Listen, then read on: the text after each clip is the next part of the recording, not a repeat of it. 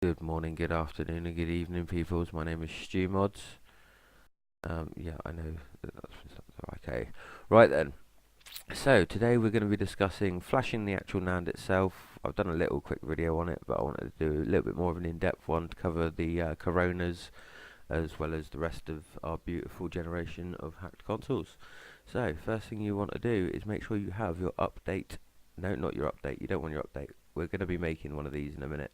I'll shut up about that. Right, so in your simple NAND flasher, which is one that we should have run on the console already from the last help desk. If you haven't got your flash NAND update, then not flash NAND update, flash dump, and then it's a bad job. I've told you enough times you should always keep a copy of this little bad boy, whether it's in your documents, whether you uploaded it to Dropbox or Mega or somewhere like that. Just keep it fucking safe, people. This right here will help you so much if you get bricked. If you do the update wrong, you've still got your backup of your original NAND, which means it's just a case of flashing it back to your original NAND, which is easy. So you've got your flash dump.bin. You drag that onto your desktop in the SMOD dash pack, with links in the description as always. Got this little bad boy. Extract it from the dash pack. I'll go through the dash pack very quickly. XEX menu, XU build, simple NAND flasher, same thing as what's up there. Go away. Right, simple NAND flasher. Launch INI that's removed all plugins apart from XBDM, which blocks Xbox Live, just in case you want to take it offline before you do this. It's always a good idea to come offline whilst you're flashing your NAND. Stops Microsoft fucking about with any updates and interrupting shit and all that sort of stuff, so it's all good. Right, key vault validator, just for those people that need to check their KVs that don't know how to. It's dead simple. You open it, you put your KVs inside the KV folder, you run the folder, and then you click check. Simple. ISO extractor, this is to extract your ISOs that you may have or may not have downloaded from the internet. Freestyle dash, this is the one that I've got at the moment. I will update these if new ones come out. Launch, dash launch, this is version 3.18. okay, this is the latest version of this. If you've got 3.17 on your console, remove it, extract this to it, put this brand new one on there, run it, then install it like you did the first one. If you haven't done that, then you should have a JTAG. Right, so now we've also got the system update for the avatars as well. This has got both the avatars with the double $sign and the single $sign system updates. Basically what that does is if you've got no updater on, it will patch it to look for the double $sign. If you've got updater on, then it will be looking for the dollar system update. Okay, Aurora, this is just a way of getting downloaded your TUs and your title updates and launching games and stuff like that. I mean, it's up to you if you want to use that or not. And the SDK for the torrent. So what we're going to be using today is the XE build GUI, this one here, and also you'll be needing to put your avatar updates on and update your dash launch. Okay, I'm not going to show you how to do those two. There's plenty of programs out there, and if you don't work it out by now, like, it's a bad job. So that's the two that you need to update today, that one, and we're going to be updating the dash as well. Okay, so once you've extracted this little bad boy, you should have something that looks similar to this. You open that up, you run your XE build. Now what you want to do is you want to open up your flash dump. Okay, now like I said, this is a tutorial for the Coronas, so this one will not show up. It should say that there's an error.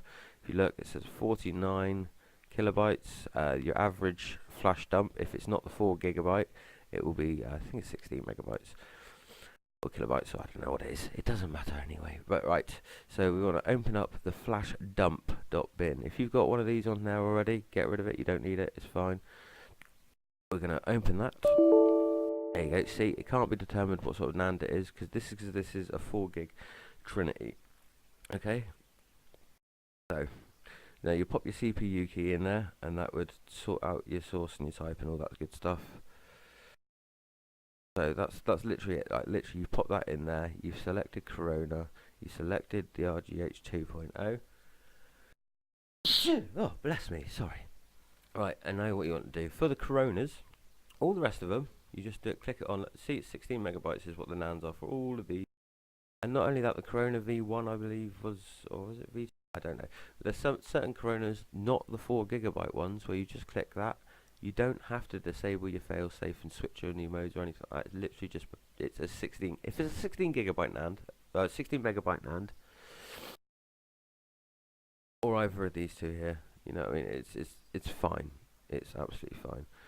But yeah. So if you've got the 4 gigabyte Corona, this is only for the 4 gigabyte Corona now. You want to click up here, click your disable failsafe, switch to advanced mode. You see down here, this just popped up down here, and this will show you a couple of extra Jaspers and little things like that. But now, because we were definitely going for the 4 gigabyte, this is 100% the 4 gigabyte. So I'd whacked my CPU key in there, so that'll have a little green tick on it as well. I'm not going to do that because I'm not going to show off this person's CPU key. This is not mine. Like I said, I run Trinities, I don't run Coronas, but I thought I'd do this for you all anyway, the ones that have got 4 gig. Right, so now you've got your open parameter, argument, editor, prior to the XE build Python, okay? Now you click that. Don't forget, all these should be ticked nice and good, like your CPU key, all that sort of stuff. Don't worry about any little errors or anything like that. Don't worry about any of this stuff. Don't worry about any of this stuff. Just leave it as it is. Just make sure you got your open parameters prior to it building. So what you do is you click your generate an image. It will click to this page. It will fill this stuff, start filling this stuff up, and then it will pop up with a box that looks something like this. Okay. I'm going to full screen this, and I'm going to zoom right in so you can see exactly. Not a lot of people have done this. Like, right, so this will pop up, and you see it will say this is the thing. It's a Corona. Now the only thing we need to change is this bit right here. Okay, you see there's a 4G there, and there's not there. Literally that simple. There's a space in between here, space in between here. That's Corona, and straight away 4G, and then leave the space in between that and the minus D. Okay, it's that simple, guys. Literally, I'll zoom right in. You can't fucking. That is it. That is it. That is all you've got to do. Okay.